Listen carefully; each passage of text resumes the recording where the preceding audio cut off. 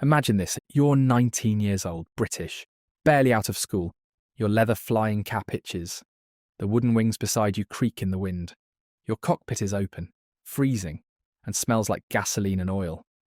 You're about to take off for your first combat flight in a Sopwith Camel, a fragile biplane stitched together with canvas, wire, and hope. You've trained for less than 15 hours. There's no parachute, no radio, no backup. And statistically, you'll be dead in less than 2 weeks. In World War I, 8 out of 10 new fighter pilots never made it past their first month. Some lasted just days. They called them the 20-day wonders. And for good reason. They vanished like ghosts in the clouds. But why? Why did so many young pilots die so fast? The answer is brutal. And it starts with how air war was born, in the blood-soaked skies over France. When World War I erupted in 1914, no one really knew what airplanes were for. They were new, fragile, unreliable. At first, they were just flying observation posts, unarmed scouts watching enemy trenches from the sky. Pilots would wave at each other as they passed by. Some even carried bricks or pistols. Not to kill, just to make a point. But that peace didn't last long. Soon, reconnaissance turned into interception, and pilots started mounting rifles and machine guns to their planes. It was chaotic, dangerous, desperate. By 1915, the skies had become a battlefield. The first real dogfights were clumsy, terrifying affairs. Planes dove, spun, and stalled out with the slightest mistake. There were no standard tactics, no manuals, no experienced mentors, just instinct, luck, and guts.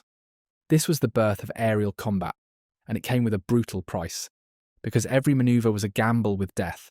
The planes they flew were death traps. Take the Sopwith Camel, or the Fokker Dr.I triplane. Legendary names, but they were barely airworthy by today's standards. Most were made of wood, fabric and wire.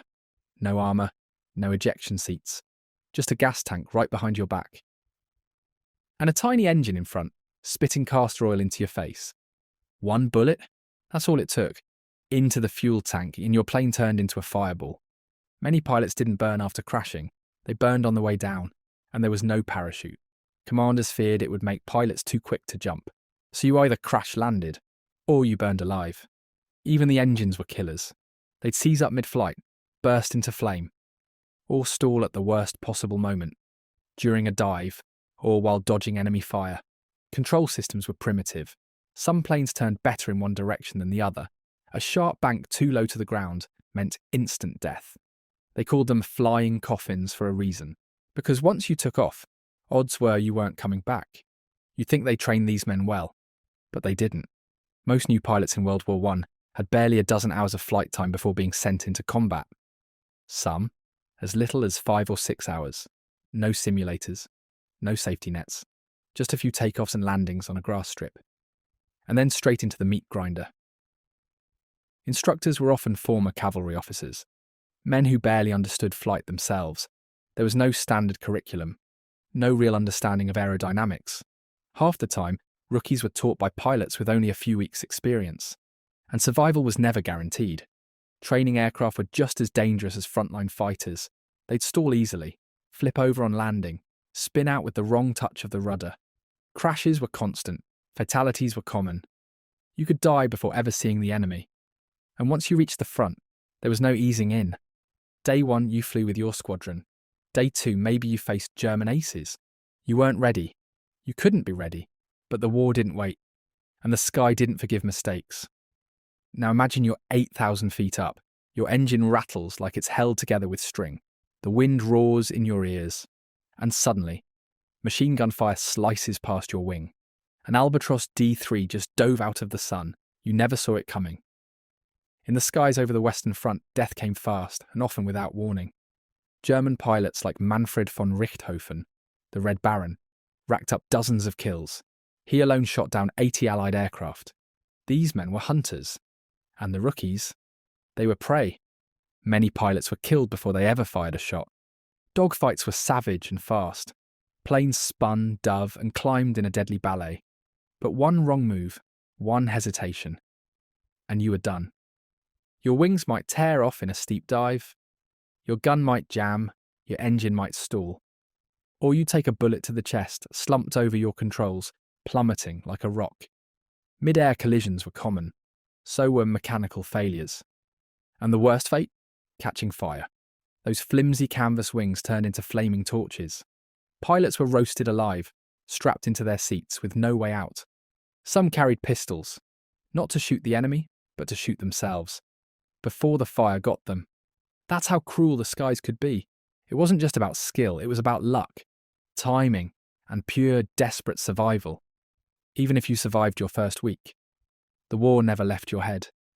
Every morning you woke up wondering if this was the day you'd fall burning from the sky. The sound of engines overhead jolted you from sleep. The thump of anti-aircraft fire became background noise. Your nerves were shot before you even got to the cockpit. Pilots often flew 3, sometimes 4 missions a day. Exhaustion was constant. So was dread. You watched friends vanish into the clouds, never to return. Empty beds at night. Silent mess halls. No goodbyes. There was no time to grieve, no space to feel. Only fly again. And again. The stress shattered men. Some became hollow, staring, chain smoking between sorties. Others cracked, trembling hands, 1,000-yard stares, sudden outbursts. What we now know as PTSD had no name then. They called it nerves, or cowardice. Letters home were laced with darkness. Young men writing about death with eerie calm. Some begged their families not to be proud, just to understand. A few deliberately crashed their planes, just to end it all. This wasn't glory. It was survival on a razor's edge, a slow psychological breakdown at 10,000 feet. And no one came out unscarred.